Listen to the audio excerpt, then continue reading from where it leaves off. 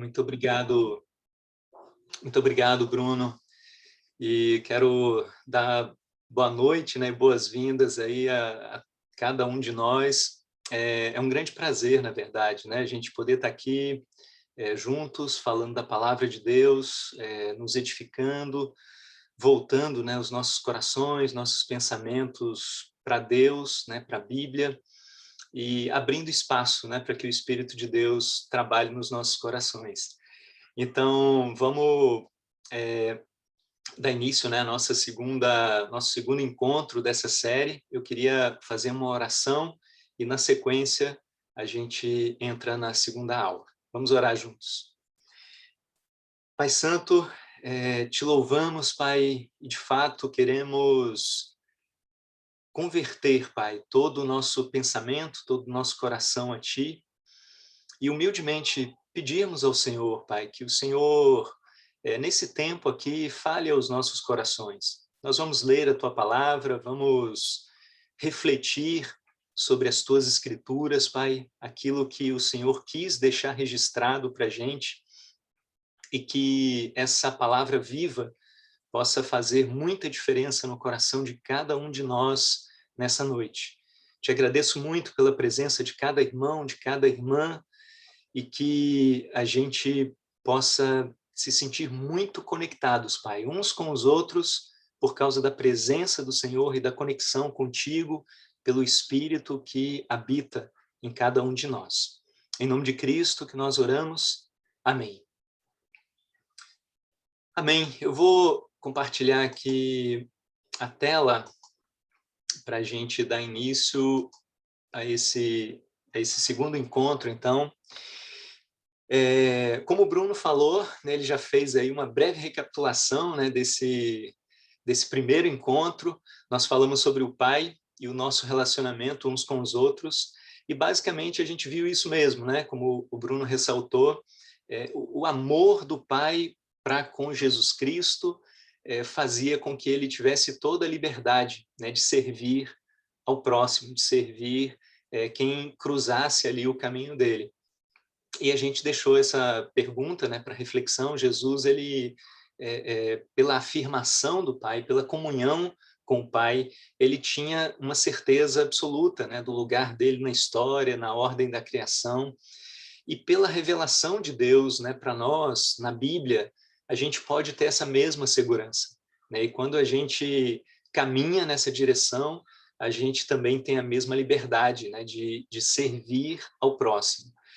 E lembrando que tudo isso que a gente está estudando aqui foi aquilo que Jesus transmitiu aos discípulos naquele encontro, né, reservado nas poucas horas que antecederam a prisão e a crucificação de Jesus, né? O encontro numa casa ali em Jerusalém, onde Jesus transmitiu esse e provavelmente vários outros ensinamentos, mas o Espírito de Deus quis registrar isso, né, por meio do apóstolo João, para que a gente pudesse usufruir, né, de todas essas coisas hoje.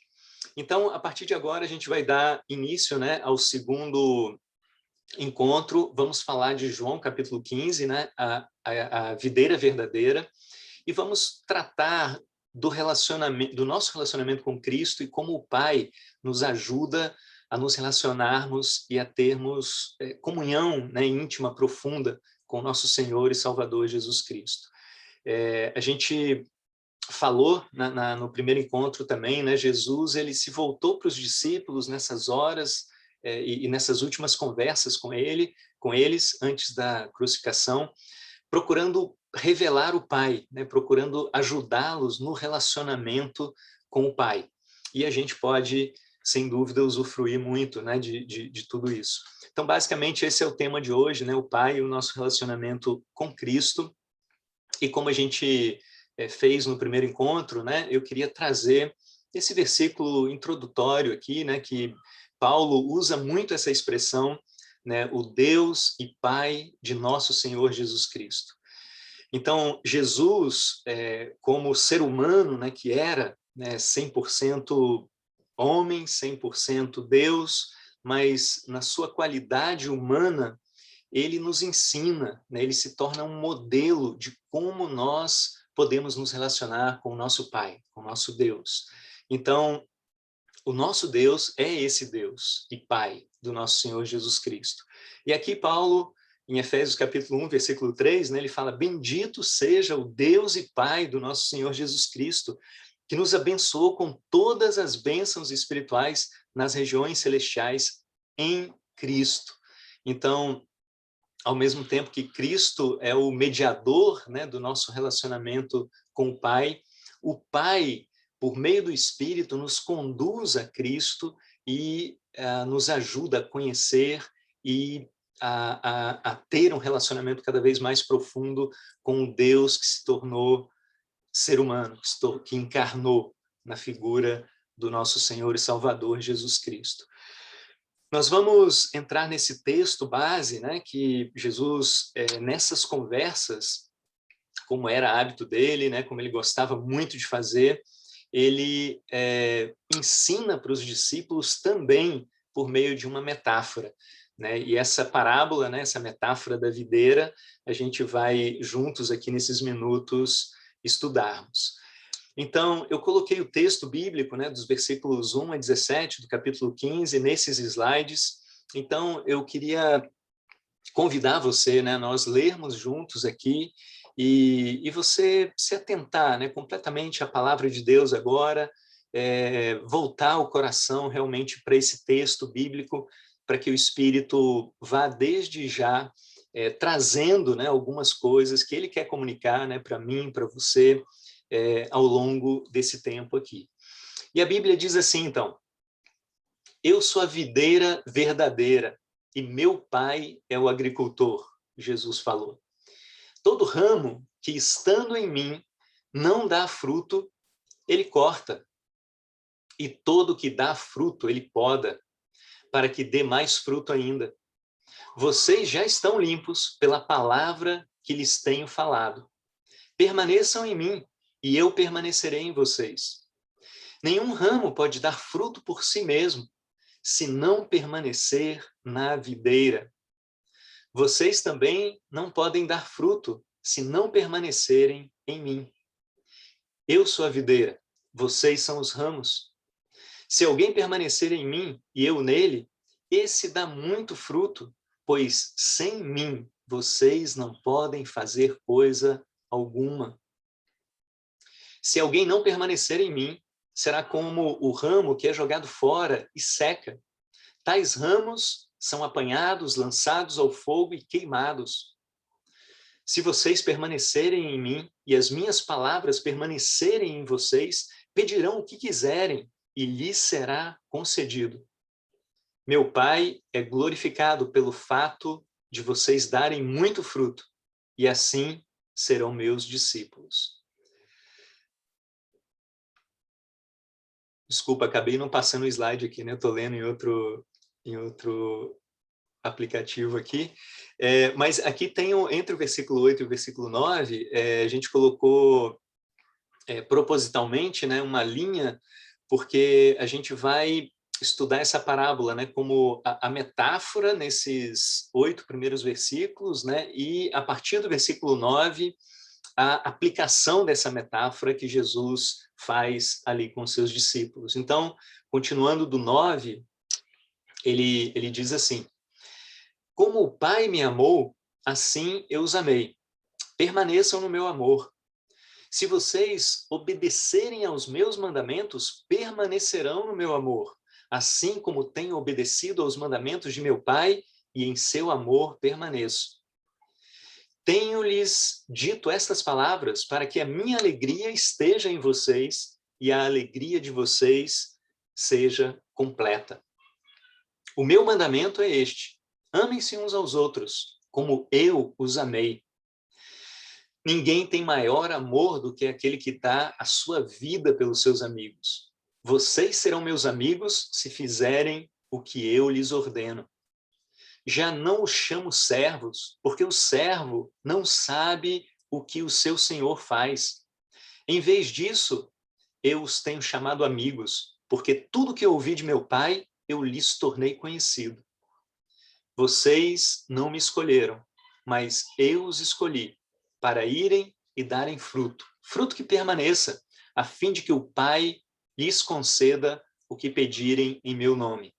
Este é o meu mandamento, amem-se uns aos outros. Então, dessa forma, também Jesus ensinou naquela noite, antes da sua crucificação, os seus discípulos.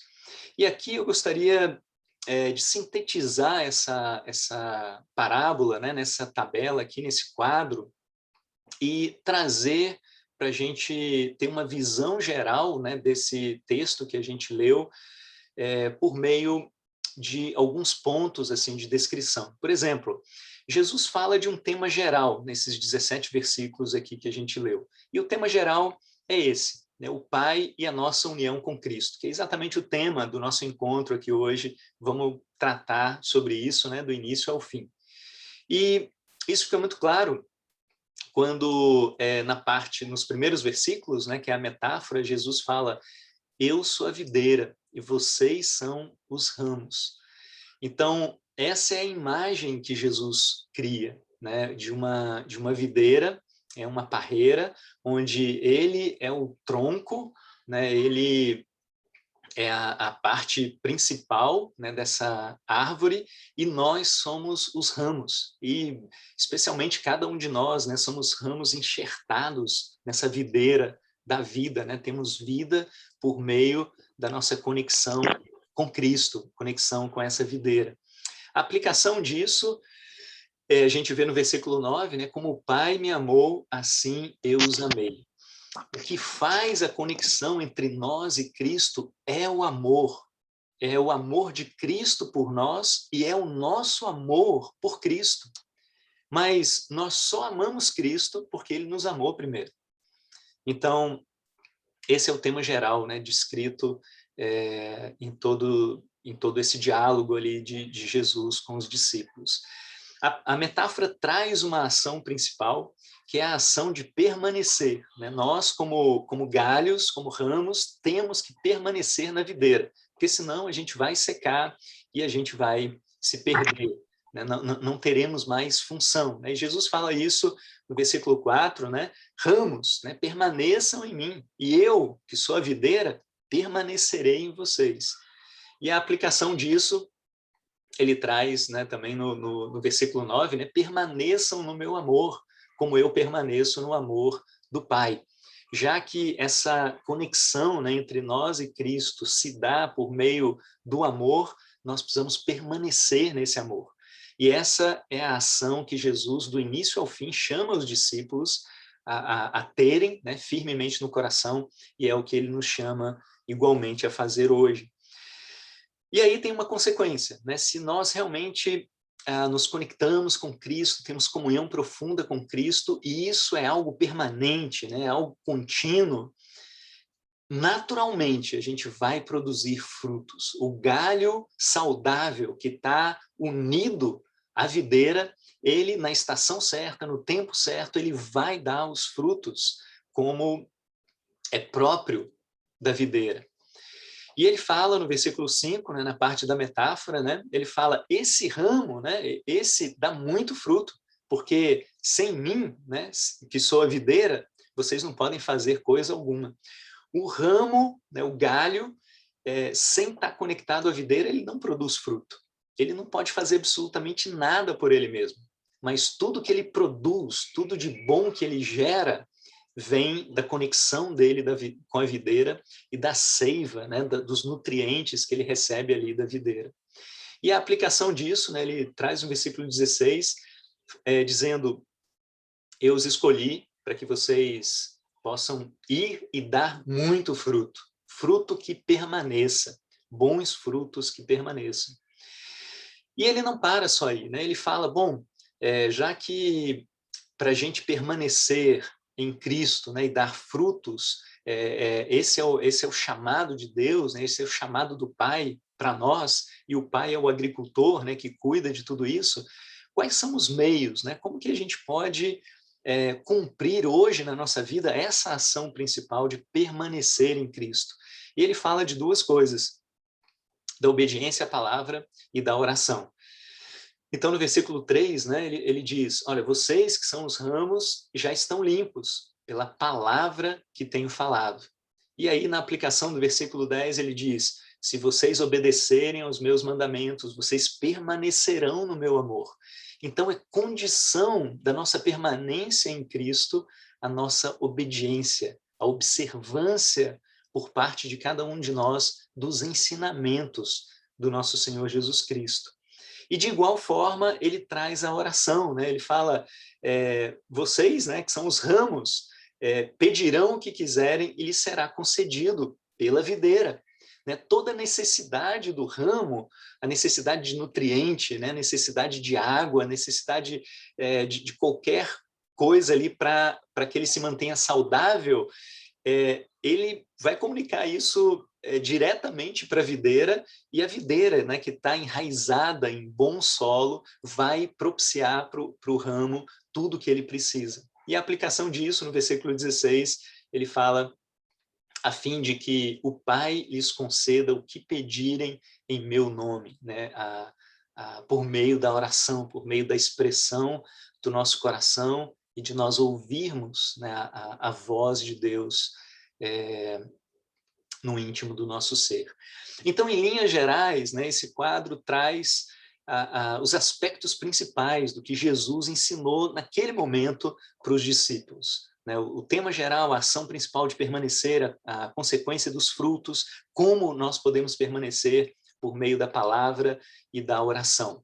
E o que a gente vai fazer agora na sequência, daqui até o final, né, desse tempo de exposição, depois a gente vai ter um tempo para a gente conversar, e eu queria muito encorajar você também, a gente vai falar aqui de várias coisas, né?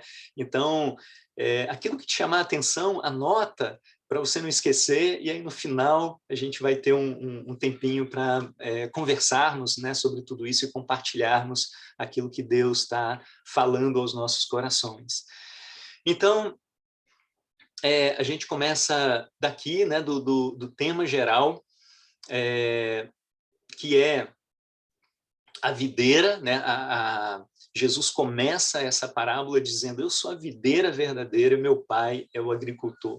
E esse é o último eu sou dos evangelhos. Né? Jesus já tinha falado muita coisa a respeito dele mesmo, né? E se revelado no seu ministério, né, para o mundo, né, em várias situações. Por exemplo, ele falou, eu sou a luz do mundo, eu sou o pão da vida, eu sou o bom pastor, eu sou a porta, né, do aprisco das ovelhas, eu sou o caminho, a verdade e a vida, eu sou a ressurreição e a vida eterna, né? Eu sou o mestre e senhor, né? No nosso primeiro encontro a gente viu isso, Jesus falando, vocês me chamam de mestre e senhor, de fato eu sou mestre, eu sou senhor, e Jesus se mostrou, né, muito da identidade de quem ele era para as pessoas que cruzaram o caminho dele.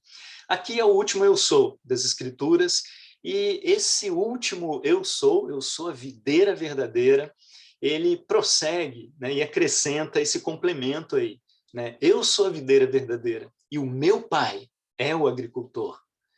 E com isso Jesus passa para os discípulos, naqueles últimos momentos ali, né, antes da crucificação, a importância da conexão dos discípulos, da comunhão, do compromisso forte e de coração dos discípulos com Cristo. Né? Uma comunhão que seria, horas depois, selada pelo sangue derramado na cruz, pelo próprio Jesus, e que seria continuada pela obediência, pela entrega, pelo amor dos discípulos a Cristo. Então, o que a gente tem aqui, irmãos, é a essência do Evangelho, né? É a nossa comunhão com Cristo, e por meio dessa comunhão nós conhecemos o Pai, e quem nos ajuda e nos conduz em todo esse processo é o Espírito Santo de Deus, pela palavra, trabalhando nos nossos corações. Quando a gente olha para a Bíblia, né, a gente vê muitas metáforas envolvendo videiras, né, tanto no Antigo Testamento, no Novo Testamento, né, como a gente acabou de ler aqui, mas na cultura antiga, né, na literatura antiga, era comum se falar de videiras. Na verdade, a gente tem algumas plantas, né, muito importantes para a vida das pessoas na antiguidade. A gente ouve falar muito de figueira, de oliveira, né, e de videiras. Né? Provavelmente haviam outras, mas essas três talvez fosse o sonho de consumo assim, né, de todo mundo que viveu nesse mundo da antiguidade. E aqui, isso não tem, né, esses termos, né, tanto no hebraico quanto no grego, eles não trazem essa conotação, né, que o termo latino, que dá origem à nossa palavra aqui em português, traz, né? Mas eu fiz questão de trazer esse ponto aqui, porque para mim é muito inspirador, e mesmo esses termos originais, né, hebraico e grego, não trazendo essa ideia em si mesmos, depois, né, o termo em latim, que deu origem à palavra videira, né, para a gente, transmite essa ideia de vida, né? O radical aqui dessa palavra videira é o mesmo radical de vida. E isso tem tudo a ver com essa parábola, né? Porque é em Cristo que nós temos vida, não há vida fora da videira. A videira, que é Cristo, é quem transmite e faz jorrar dos nossos corações a vida eterna. E quando a gente olha para o Antigo Testamento e todas as menções, né, e as parábolas, as figuras envolvendo a videira, a gente percebe que videira é uma linguagem do Antigo Testamento que remete ao povo de Israel. E a gente sabe que, de maneira geral, né, Israel fracassou no propósito dele, no propósito que Deus havia dado para ele, né, de revelar, né, os propósitos e os princípios mais profundos do reino de Deus e do coração de Deus. Israel não cumpriu isso. Então, quando a gente olha essas passagens envolvendo videira no Antigo Testamento, a gente vai ver essa conexão com Israel e a gente vai ver também uma conexão natural com o julgamento de Deus, haja vista que Israel não cumpriu completamente o seu propósito. Então, isso é interessante, né? Porque Jesus, ele, ao dizer isso para os discípulos, né, ele assume essa posição, né? E basicamente ele está comunicando aqui para os discípulos e para a gente hoje, né? Olha, aquilo que Israel não conseguiu fazer, eu estou cumprindo de forma perfeita. Israel era essa videira que tinha que gerar vida para o mundo inteiro, mas ele falhou na sua missão. Eu sou o verdadeiro Israel, ou eu vou dar início ao verdadeiro Israel, a nova humanidade, a qual nós fazemos parte, ao povo de Deus, ao qual nós fomos enxertados, né, como a Bíblia fala. Então, Jesus é o segundo Adão, porque o primeiro não cumpriu a sua missão de acordo com o perfeito propósito de Deus. E Paulo retoma esse tema, né, dizendo: Jesus é o segundo Adão, o perfeito, e através dele, por meio dele, iniciando por ele, se tem uma nova humanidade. Assim como Jesus é o verdadeiro Israel, ou dá início ao verdadeiro Israel. E tem muitas coisas que remetem a isso, né, nos evangelhos, né, por exemplo, Jesus é batizado no Jordão, né? Ele vai logo depois para o deserto, passa 40 dias lá, e isso remete assim diretamente, né, ao povo que saiu do Egito, foi batizado nas águas do Mar Vermelho, passou 40 anos no deserto, só que no deserto o povo sucumbiu, mas Jesus no deserto, ele floresceu, ele foi firme, ele foi fiel ao Pai, e ele cumpriu exatamente o que Deus queria. Então, por tudo isso, Jesus se torna aqui, né, o nosso Salvador. Mas eu queria só dar um exemplo, lendo esses versículos aqui do Salmo 80, né, que ilustra muito bem essa relação da videira no Antigo Testamento com o povo de Israel. Olha só o que o salmista diz aqui, né? Restaura-nos, ó Deus dos exércitos, faze resplandecer sobre nós o teu rosto, para que sejamos salvos.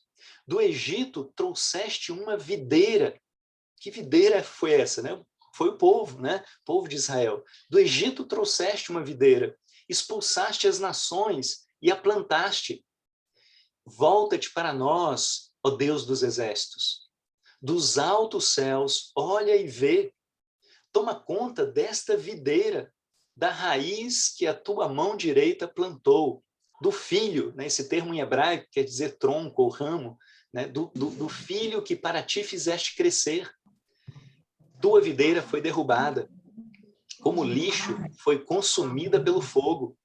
Pela tua repreensão perece o povo. Repouse a tua mão sobre aquele que puseste a tua mão direita, o filho do homem que para ti fizeste crescer. Esse salmo aqui, ele é interessantíssimo, né? Porque ele foi escrito ali por volta do século 8 antes de Cristo, pela linhagem lá de Asaf, né?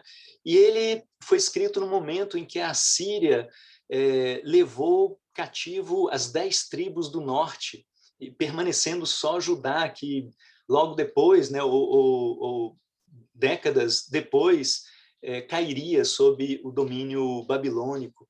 Mas nesse momento, né, devastador, onde as 10 tribos do norte são dominadas pela Assíria, os salmistas, né, sentindo todo esse peso no coração, né, escreve esse salmo, e aí fazendo essa comparação, né, Israel é essa videira, né, que foi arrancada, é muito forte que ele fala, né, foi consumida pelo fogo, né, o Senhor deixou que fosse arrancada, isso foi uma repreensão do Senhor. Mas muito interessante aqui, foi um dos motivos também que eu quis trazer esse exemplo, é que nesse último versículo aqui, o 17, né, ele aponta para Cristo, como toda a Escritura aponta, de alguma maneira, para o personagem central, para aquele que ia resgatar todas as coisas, que é Jesus Cristo. Então, quando ele fala, repouse a tua mão direita sobre aquele que puseste a tua... Repouse a tua mão sobre aquele que puseste a tua mão direita, o Filho do Homem, que para ti fizeste crescer. Esse Filho do Homem, a gente sabe que é um termo que designa o Messias, né? Jesus é o Filho de Deus, Jesus é o Filho do Homem, Jesus é o Deus encarnado.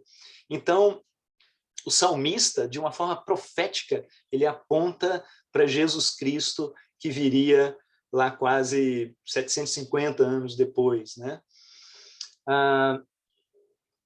E diante disso, né, Jesus ele assume todo esse significado, né? Eu sou a videira verdadeira, né? Não é Israel que é a videira verdadeira videira de Deus, aquele que vai dar vida sou eu. E aí, na parábola, né, o significado é ainda muito mais profundo, né? Ele fala de uma habitação mútua, né, dos galhos na videira, e a gente vai falar de tudo isso daí. Mas eu queria trazer essa figura aqui também, só para a gente ter isso em mente, né? Observa um pouquinho aí, alguns segundos, porque apesar de ser uma planta conhecida, não é tão comum, né? Hoje não é todo mundo que tem no quintal de casa, né, uma parreira, né, uma videira. Mas aqui está um exemplo clássico, né, de uma videira. E observa que o tronco, ele realmente é mais robusto, né? Ele é firme. E há uma diferença muito clara do tronco para com os galhos, né? Os galhos são frágeis e eles estão completamente conectados aqui com o tronco, e daqui vem toda a vida do galho, né? Se não houver, se essa conexão aqui for uma conexão ou uma ligação só de aparência, né? Se não houver aqui uma seiva, né, que vem da raiz, que vem do tronco e alimenta esse galho com tudo que ele precisa, esse galho vai secar e ele não vai produzir esses frutos maravilhosos como a gente vê aqui nessa imagem. E é muito interessante a gente observar isso, né? Porque o fruto ele não vem aqui diretamente do tronco, né? Ele vem dos galhos, né? O galho está ligado ao tronco, mas os frutos estão conectados ao galho. Então é isso que Jesus tomou, né? Exatamente essa figura que Jesus trouxe para ensinar os discípulos e para nos ensinar também nessa noite. E aí ele fala, né? Eu sou a videira verdadeira mas ele inclui, como a gente falou, a figura do Pai, né? O Pai Celestial, ele é o agricultor. E aí tem uma dupla função do Pai, né? O Pai amoroso, ele poda, ele cuida ali dos ramos, para que não nenhuma erva daninha, né, domine e acabe matando aquele galho ali, né, que está saudável, que está com uma ligação perfeita à videira. E a gente pode lembrar, né, de Hebreus capítulo 12, né, quando Deus fala, né, da disciplina espiritual, né, que isso é para o nosso bem. E o Pai amoroso, ele zela por cada um de nós como galhos dessa videira verdadeira, como parte dessa videira, né? Os galhos são parte da videira, e ele zela para o nosso bem, e ele age na nossa vida para o nosso bem. Então ele poda, ele cuida, ele está muito interessado no que acontece com a vida de cada um de nós. E também o Pai justo corta todo ramo que, estando em Cristo, né, que estando na videira, não dá frutos.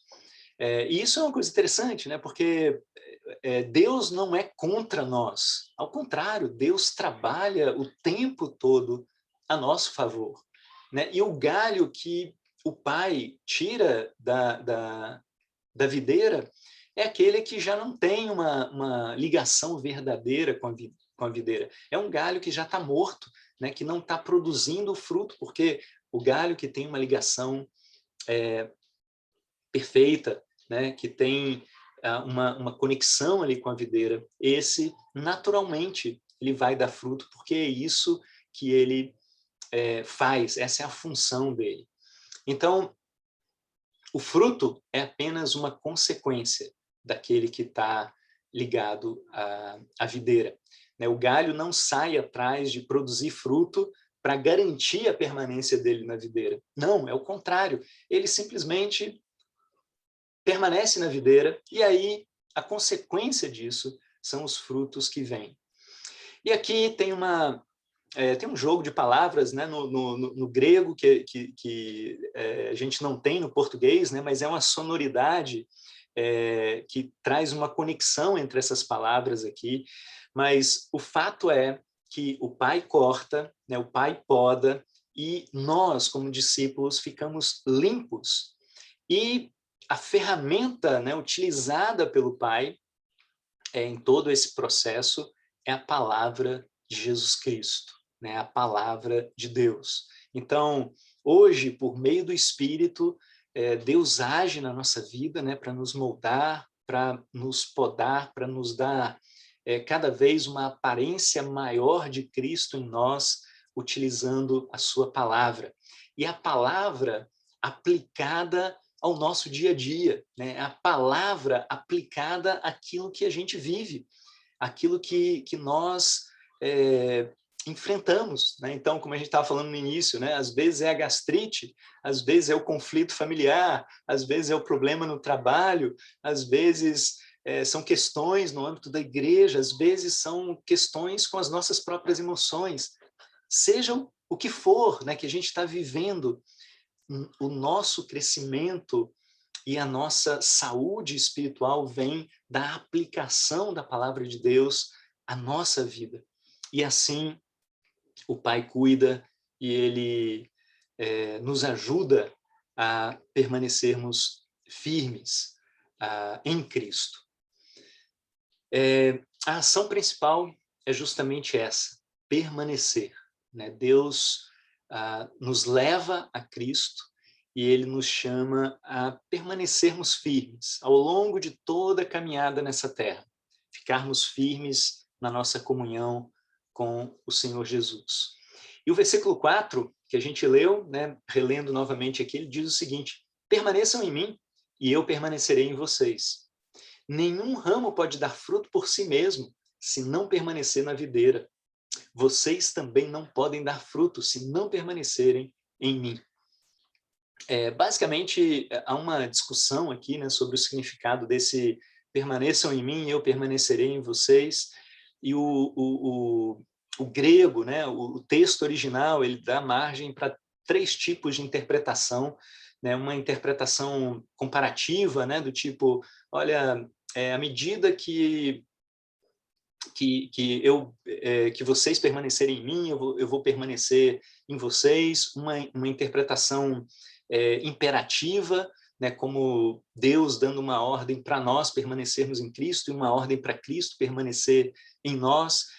Mas a maioria, né, dos estudiosos, tanto das línguas originais, né, como da mensagem bíblica como um todo, aponta para essa forma condicional. Pessoalmente, eu acho que isso tem toda a coerência, né, se harmoniza até com outros textos bíblicos, que é uma forma condicional mesmo. Jesus vai permanecer em nós se nós permanecermos em Jesus. Então, nós somos chamados, né, a intencionalmente termos dia a dia um esforço mesmo de permanência, de busca, de regar essa comunhão que nós temos com Cristo. E assim né, se a gente para pensar com cada relacionamento, né, quem é casado, quem tem filhos, ou os filhos com os pais, todo relacionamento nosso funciona assim, né? Se a gente intencionalmente não cuida desse relacionamento, ele tende a esmorecer com o tempo, né? Ele se esvai, ele se distancia com o tempo.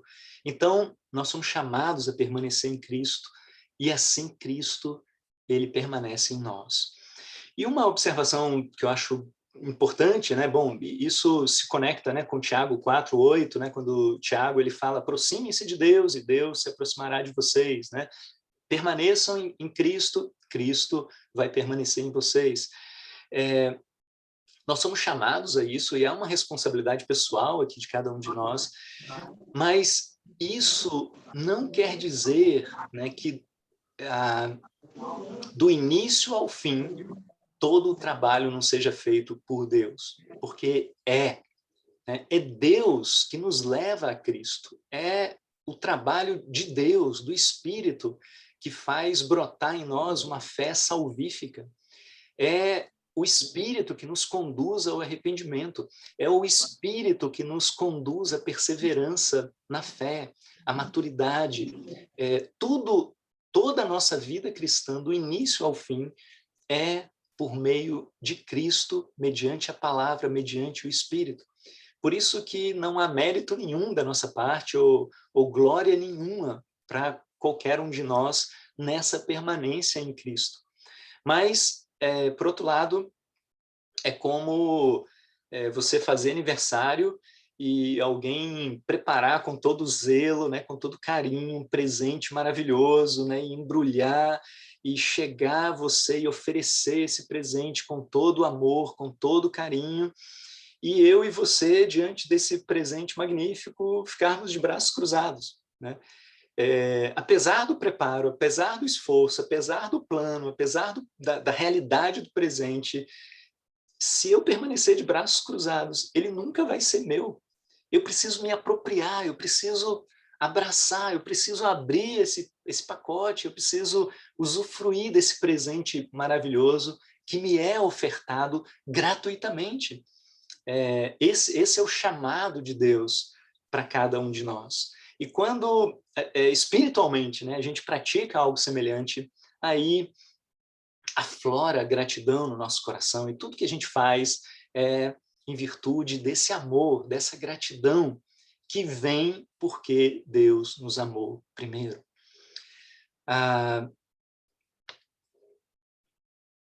Queria trazer essa citação aqui do Donald Carson, né, que é uma das referências aqui que a gente está usando para toda essa série, como a gente falou no primeiro encontro. Ele diz o seguinte: nenhum ramo tem vida em si mesmo. Ele é completamente dependente para a vida e frutificação da videira a qual está ligado. Assim, o ramo vivo está verdadeiramente na videira. A videira está verdadeiramente no ramo. Não estamos longe dos textos da nova aliança do Antigo Testamento, os quais todos prometem um coração renovado ou uma mente correta ou a presença do Espírito no povo da nova aliança. De tal forma que eles obedecerão o que Deus diz. Assim, Deus permanece entre seu povo e nele, ao renová-los com a sua vida, com seu espírito e ao fazer sua presença conhecida neles e entre eles. Eles permanecem nele por obedecer a seus mandamentos. Esse texto aqui do Carson, ele traz uma conexão, né, do que Jesus fala aqui com a promessa da nova aliança, que é perfeita. É exatamente isso, né? A videira verdadeira e a nossa união com ela, como galhos, é o cumprimento dessa nova aliança prometida por séculos e séculos na antiguidade. E hoje nós podemos e devemos nos apropriar completamente desse maravilhoso presente que nos é ofertado. A promessa era: eu serei o seu Deus, vocês serão o meu povo. Né? E aqui ele fala: o ramo vivo está na videira e a videira está no ramo. Essas palavras, né, e mesmo a promessa lá do Antigo Testamento, traz uma coisa que pessoalmente eu acho maravilhoso. E isso me inspira profundamente, que é essa relação de pertencimento entre nós e o nosso Deus. Deus nos chama a sermos servos dele, e ele nos torna seus filhos e filhas, e ele nos torna seus discípulos e discípulas, ele nos torna seu povo.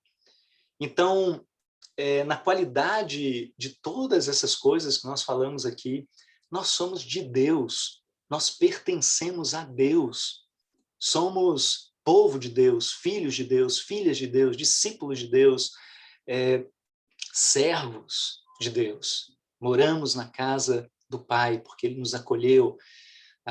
Então somos de Deus.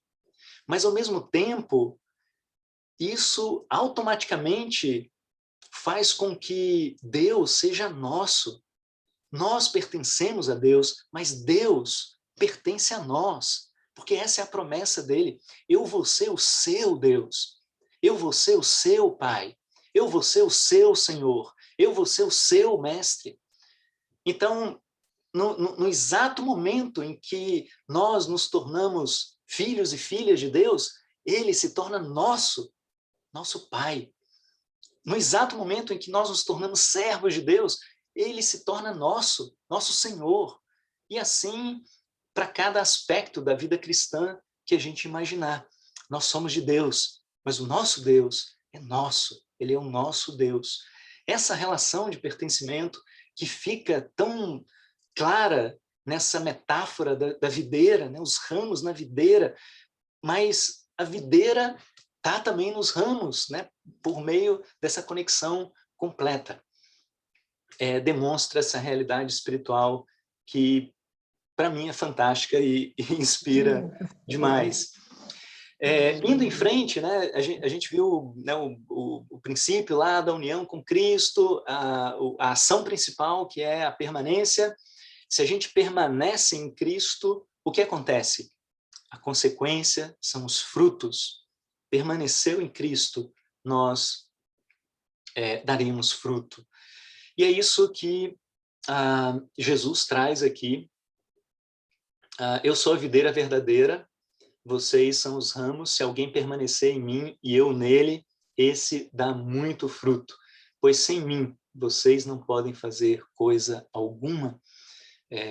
Ao contrário, o que nós fazemos em Cristo são coisas que ecoam para a eternidade, né? Vai muito mais além desse mundo, né? Do que a gente vê e do que a gente pode tocar. Em Cristo, nós produzimos frutos eternos que glorificam ao nosso Deus. Mas talvez a grande pergunta, né, que venha de tudo isso é: mas que frutos são esses, né? E há uma discussão sobre isso, né? Eu já ouvi, já até participei, né, de conversas na igreja, né, falando sobre os frutos, né? Os frutos são aquelas pessoas que a gente estuda a Bíblia, né, e são batizadas. Não, os frutos é o fruto do Espírito Santo nas nossas vidas, né? Que fruto é esse, no final das contas, né?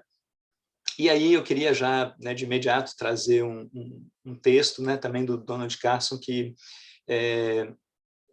responde isso, e eu acho que de uma forma muito sintética e muito apropriada aqui, e eu queria compartilhar isso com vocês. Ele diz assim: há uma considerável discussão sobre a natureza do fruto que é mencionado.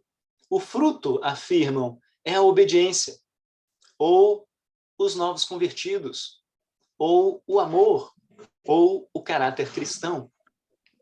Essas interpretações são reducionistas. E eu queria só rapidamente chamar a atenção para essa palavra, né, porque ela é bastante significativa e é uma armadilha que eu acredito que todos nós devemos sempre tomar muito cuidado, e às vezes é muito sutil, e na nossa fé a gente incorre em reducionismos que nos impede de nos apropriarmos do presente todo, né? De nos apropriarmos daquilo que Deus quer gratuitamente nos dar. E aí ele continua: o propósito dos ramos é produzir muito fruto. No entanto, os próximos versículos mostram que esse fruto é, primeiro, consequência da oração em nome de Jesus, e é também para a glória do Pai, em segundo lugar. Ou seja, esse fruto não é nada menos que o resultado da perseverante dependência da videira, dirigida pela fé, abarcando toda a vida cristã e o produto de seu testemunho. Ou seja, que frutos são esses, né? É o fruto da vida cristã, é tudo que nós produzimos como cristãos, é tudo aquilo que a nossa vida gera por meio da ação do Espírito e da palavra em nós. Essa é a seiva, né, que vem e dá vida aos galhos e fazem com que eles produzam os seus frutos. Então, o fruto é a consequência da vida de Cristo em nós. E aí tem essa expressão, né, que é muito comum no Novo Testamento, e a gente poderia estudá-la a fundo, né? É a nossa vida em Cristo. Quando nós estamos em Cristo, nós produzimos aquilo que Deus deseja, e isso glorifica a Deus. Esse é o fruto, né, do qual Jesus está falando aqui e está ensinando para os discípulos, né? Quando a gente está em Cristo, a gente tudo ganha um novo significado, a gente passa a olhar para as coisas com uma perspectiva que não é mais aquela perspectiva meramente humana, mas é uma perspectiva reformulada, né, mudada, vinda do alto, né? Essa vida do alto produz os frutos que glorificam a Deus. Continuando, né, ele fala: meu Pai é glorificado pelo fato de vocês darem muito fruto. E assim vocês serão meus discípulos. E aqui uma outra citação do Carson, né, ele fala assim: assim o fruto que vem da fé, união, obediente com Cristo, encontra-se no centro de como Jesus traz glória para o Pai. Não honrar o Filho é não honrar o Pai. A ausência de fruto não é só prenúncio de fogo, como também tira de Deus a glória que lhe é devida. Então, isso é algo muito, muito forte, né? Porque tem o aspecto positivo, né, daquilo que Jesus fala, que é o laço de amor e vida vindo da nossa conexão com Cristo, produz frutos, que é a nossa vida. É tudo que é gerado da nossa vida para a glória de Deus. Mas se a gente dá as costas para Deus, né, se a gente não alimenta o Espírito de Deus em nós, se a gente dá passos, né, que vai nos levando na direção de uma morte espiritual, de uma sequidão espiritual, nós mesmos, por nossa responsabilidade, vamos passo a passo selando o nosso próprio destino e nos afastando de Deus, vamos nos aproximando do fogo, do julgamento, né? Como Cristo fala claramente aqui na parábola também. Mas, sem dúvida, a intenção de Cristo, né, e o esforço último dele aqui com os discípulos, antes da cruz, era que eles permanecessem na videira, ou seja, que eles tivessem vida em Cristo. Talvez o grande exemplo, né, de afastamento é o exemplo de Judas, que a gente viu muito bem, né, no encontro passado. Mas se a questão é permanecer em Cristo, né, como que a gente faz para conseguir isso? Né? Quais são os meios de permanência? E aí, como a gente falou, Jesus ele ensina isso também, né? Ensinou para os discípulos, ensina para a gente. Ele fala de 2 meios de permanência. Né? Primeiro, aqui no versículo 7, ele diz: se vocês permanecerem em mim, as minhas palavras permanecerem em vocês, pedirão o que quiserem, ele será concedido. Isso remete, né, a João 8, 31 e 32 também, que a gente conhece muito bem, né? Mas o primeiro meio de permanência é a oração. E sobre oração, a gente pode fazer uma série aqui inteira, né, sobre oração. Dá muita vontade de falar muita coisa sobre oração, porque é um negócio maravilhoso. Mas eu queria aproveitar esse ponto aqui, né, e trazer um aspecto que às vezes traz dúvida, né, para a gente, e a gente encontra esses versículos aqui que Jesus fala no capítulo 15, mas tem também um versículo que a gente ainda não estudou, né, no capítulo anterior, capítulo 14, nesse texto do capítulo 14, por exemplo, a gente lê aí, né? E eu farei o que vocês pedirem em meu nome, para que o Pai seja glorificado no Filho. O que vocês pedirem em meu nome, eu farei. É uma promessa, né? Se a gente pede em nome de Cristo, eu o farei. E aí, a dúvida, né, que naturalmente surge é, puxa, mas eu já pedi coisas e Deus não fez. E eu pedi em nome de Cristo. E aí, né, como é que funciona isso? Né? Eu posso, né, confiar? O que deu errado, né, nesse processo?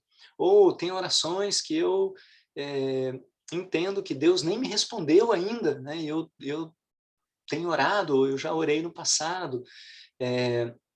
Mas o fato é que, tanto comigo, né, quanto com você, provavelmente, nós já pedimos coisas a Deus que Deus não atendeu, né? E a gente pediu em nome de Jesus. Bom, queria, sem entrar muito, né, profundamente, porque o tempo não nos permite aqui, mas só dando uma ideia, né, e eu acho que isso pode ajudar muito na nossa reflexão. Primeiro, né, a gente precisa entender o que é esse nome de Jesus Cristo, né, porque isso não é pouca coisa, né, isso é muito profundo. Em nome de Jesus significa nós nos colocarmos no lugar de Jesus para fazer o que Jesus quer que a gente faça. Então, esse pedido ao Pai em nome de Jesus Cristo não é uma expressão mágica, né? Um abra de sésamo, né? Abracadabra, alguma coisa assim. Não é isso. Não é um passe assim que tudo, né? Uma varinha mágica. Em nome de Cristo significa, primeiro, pedir de acordo com as características de Cristo, como realmente se fosse Jesus Cristo. E segundo, no poder de Cristo.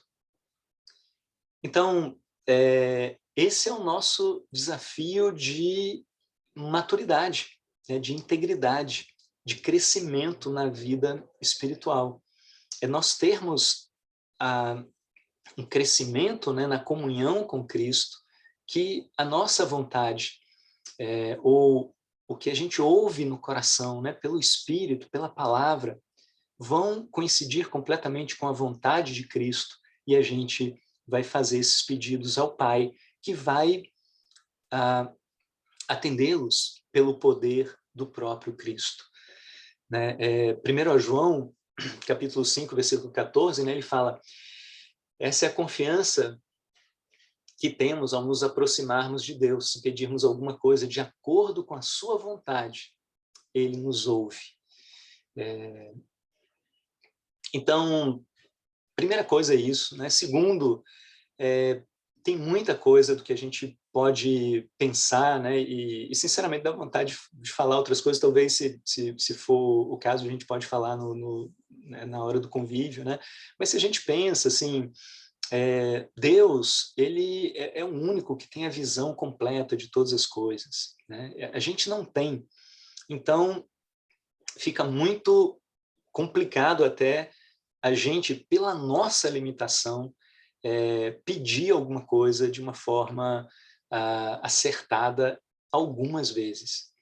Tem uma frase, né, do John Newton, né? O John Newton ele foi um traficante de escravos, né?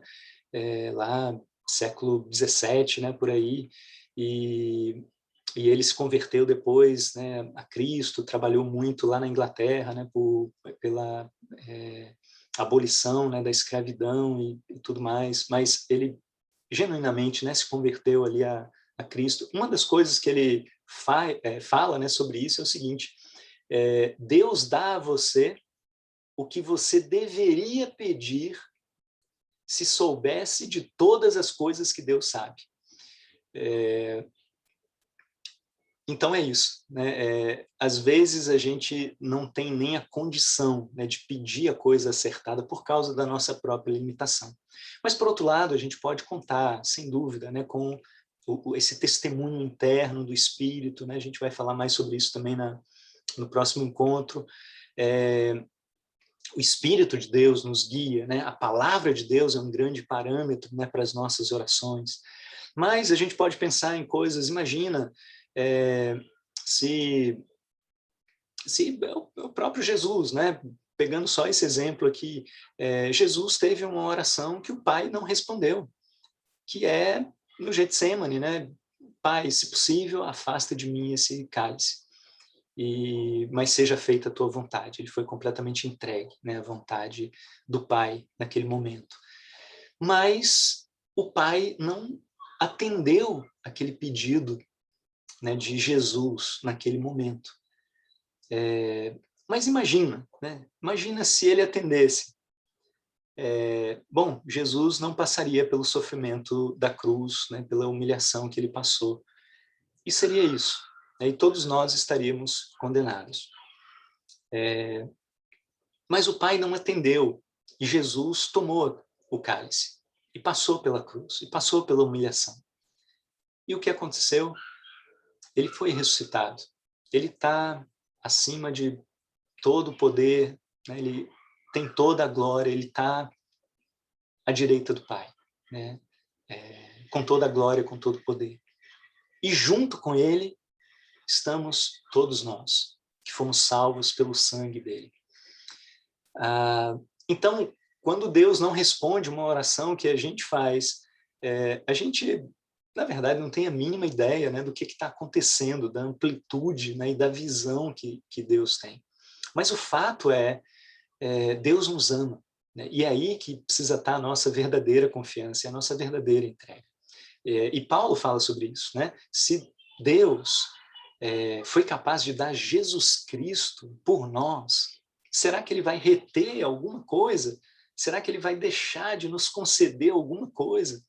Se ele deu tudo, né, que ele tinha. Enfim, são ideias gerais, né, sobre esse tópico da oração, mas a oração, sem dúvida, é um meio da gente permanecer na videira, permanecer em Cristo. E muito mais, né, do que a expressão do nosso coração, a oração também é ouvir Deus falando conosco. E esse é, às vezes, um aspecto da oração que a gente não trabalha tanto, mas a oração deve ser, né, e é um diálogo. E é bom que a gente vá para o mundo de Deus antes da gente expressar o nosso coração a partir do nosso mundo, ou seja, da nossa perspectiva. Né? A oração do Pai Nosso é isso que Jesus nos ensina. Ele começa: Pai, santificado seja o teu nome, venha o teu reino, seja feita a tua vontade, assim na terra como nos céus. Jesus ele vai para a glória, para a santidade, para os atributos de Deus, para o reino de Deus que domina todas as coisas. E só depois ele vem, né, para o pão de cada dia que nós precisamos, para o relacionamento que eu preciso perdoar o meu irmão e para as coisas do dia a dia. Então, enfim, tem muito o que falar sobre oração, mas é um meio extremamente precioso, né, de nós nos mantermos conectados com Cristo. No versículo 10, né, ele fala, se vocês obedecerem aos meus mandamentos, permanecerão no meu amor, assim como tenho obedecido aos mandamentos de meu Pai e permaneço no seu amor. Ou seja, esse relacionamento pai e filho, né, é um modelo, é um paradigma, como a gente falou no início, né? Deus, na sua humanidade, ele nos ensina e se torna um modelo para que nós, como discípulos, nos relacionemos com o Pai hoje, né? E o Pai cuida do nosso relacionamento com Cristo. Então, esse é o padrão, né, que ele coloca, até mesmo para nos ajudar, né, a fugir de toda a religiosidade, né, e toda a superficialidade que uma vida religiosa pode trazer para nós, né? Porque ele coloca, como o Pai me amou, assim eu os amei. E o amor que o Pai tinha pelo Filho era retribuído do Filho para com o Pai. E Jesus amava Deus, como ele fala aqui nesse versículo, por meio da obediência. Então, a obediência é um indicador, né, nas nossas vidas do nosso amor por Deus. Na verdade, quando a gente olha para a Bíblia, poucas vezes a gente vê uma declaração direta de amor a Deus, né? Alguém dizendo, né, eu amo Deus. Há muito mais declarações de amor à palavra de Deus, aos preceitos de Deus,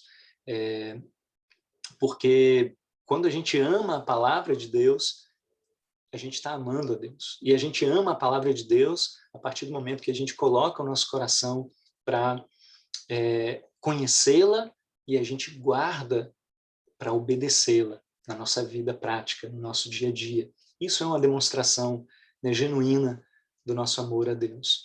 Então, esse é um ponto importante também, né, da gente refletir.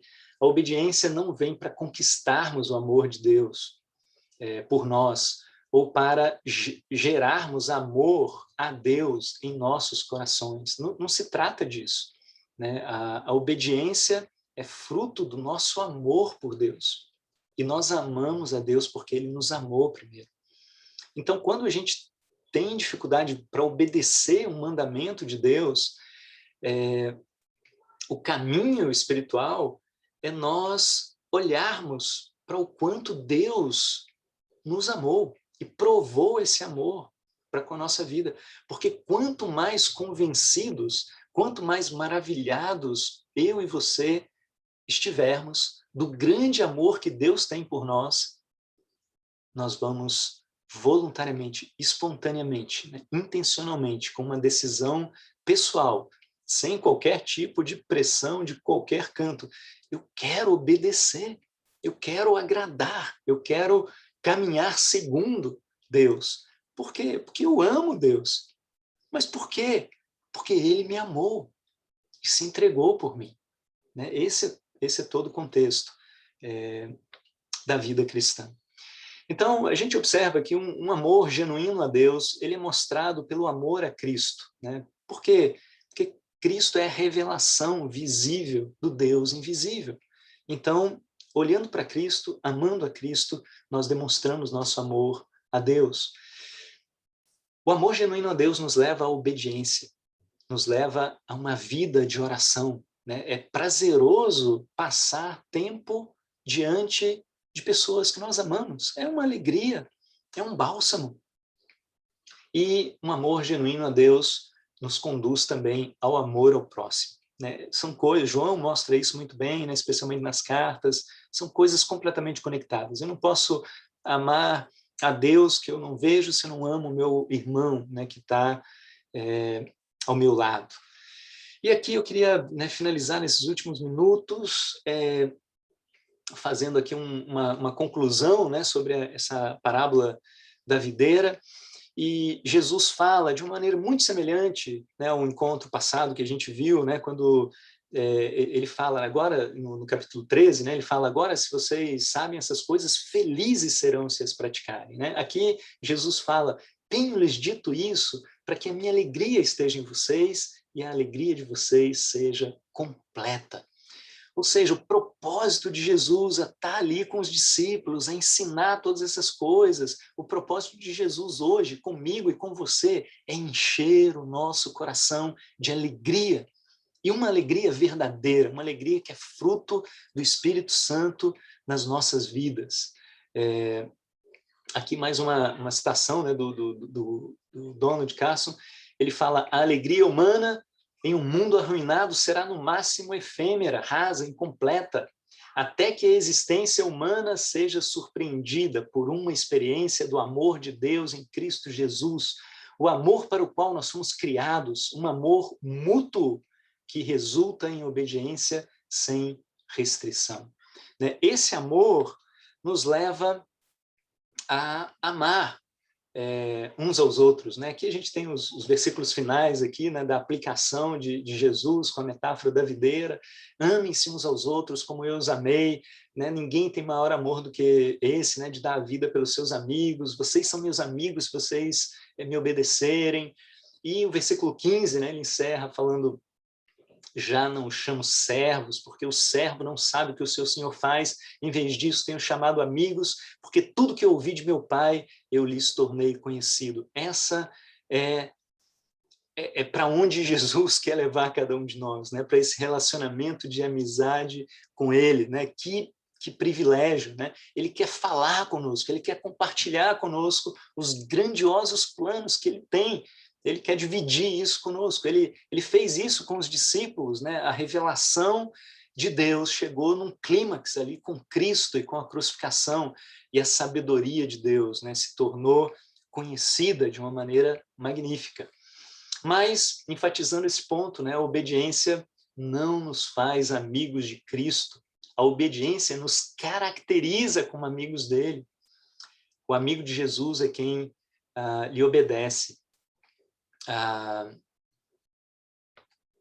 E aqui a gente pode ver alguns exemplos, né? Eu vou deixar para quem quiser estudar, né? Ou se aprofundar mais sobre isso depois.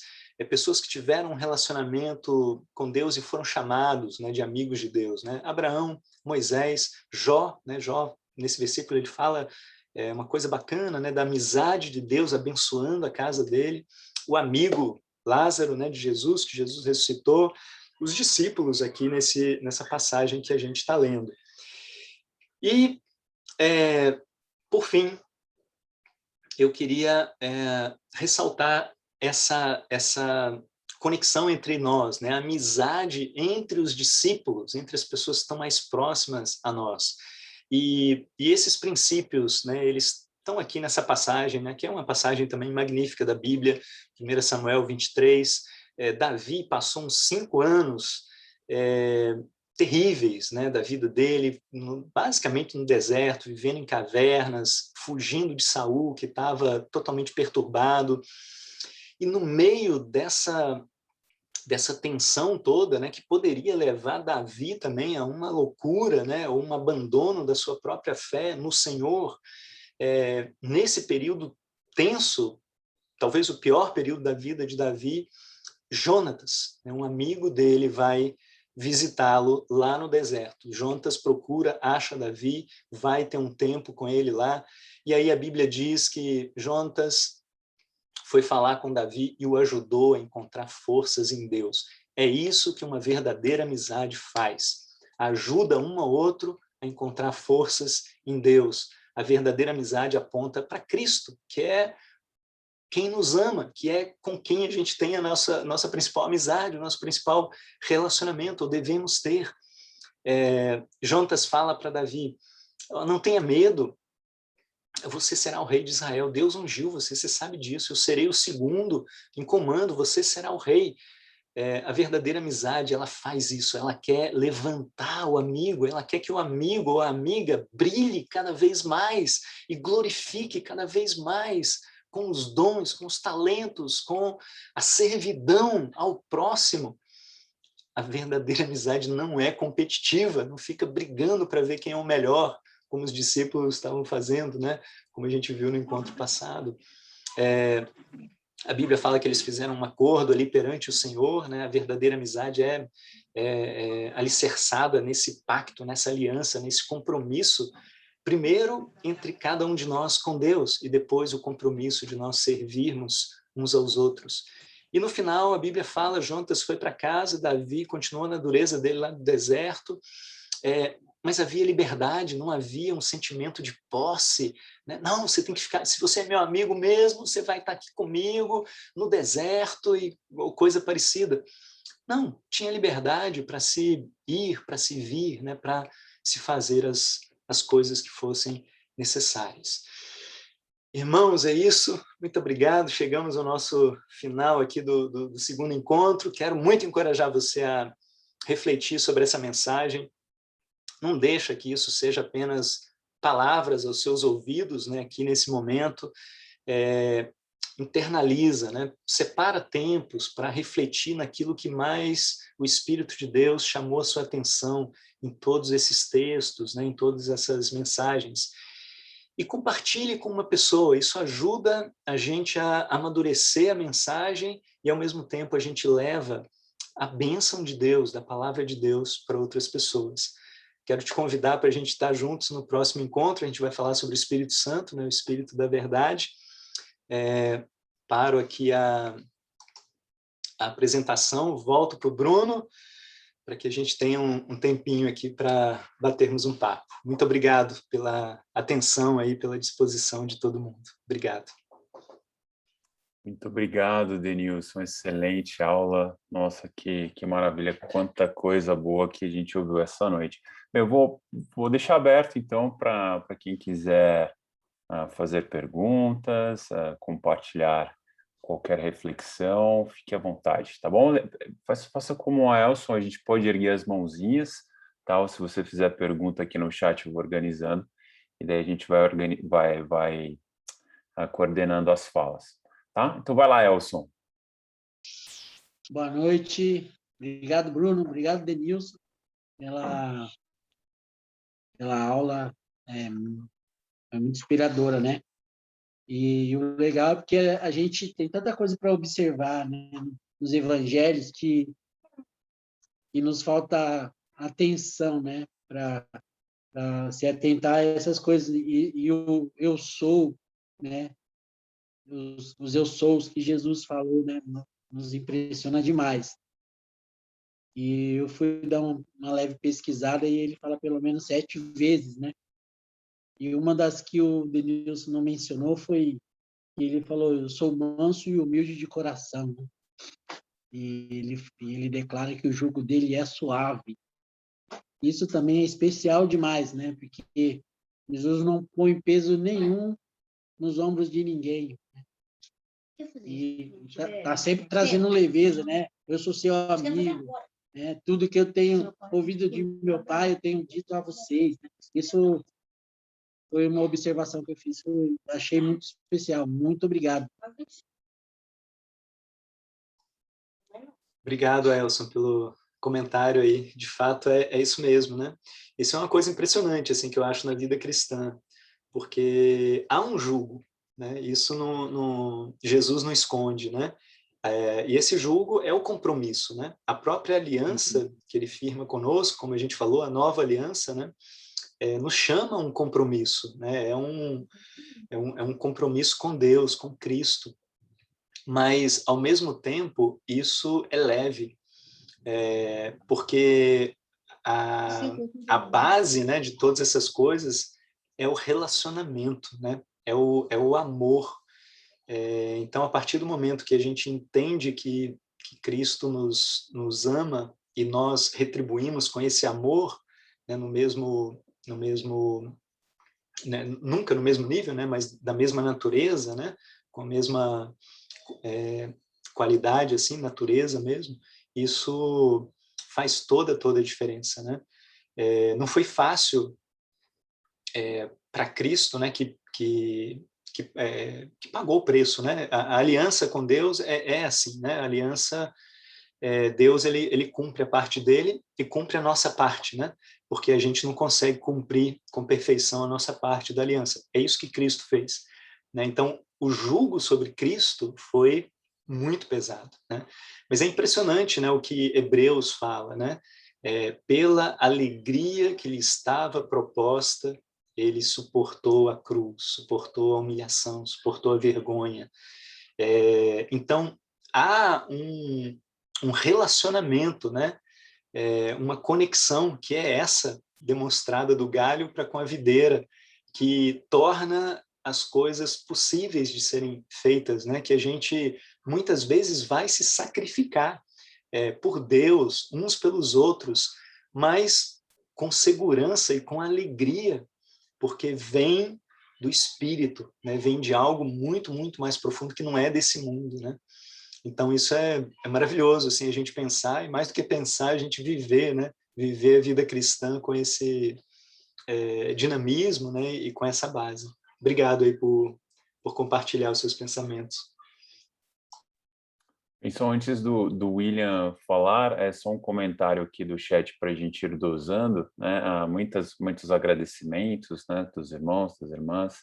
E a Estela faz uma pergunta: seria possível depois informar as referências dos livros que você usou para preparar esta série? Do Carson, né? E se eu pudesse depois nos informar. Tá ótimo. Assim, as referências principais são aquelas que a gente falou na aula anterior. Então, o PDF, isso é uma coisa importante, né? Esse PDF desses slides, irmão, já estão lá no site. Deixa eu até ver se eu vou colocar o endereço aqui no... Eu já pus, já, Denilson. Ótimo, obrigado. Mas nos slides da primeira aula tem as duas principais referências que a gente traz. E qualquer outra diferente dessas, aí eu coloco no próprio slide aqui a referência mais completa, indicando o livro, né, a página e tudo mais. Maravilha. Vai lá, William. Boa noite a todos. Mais uma vez, obrigado, Denilson. Obrigado mesmo pelo que você nos proporcionou, né? E à medida que você foi falando, eu pensei em duas palavras. Primeiro, refrigério. Que refrigério é ouvir a palavra de Deus, não?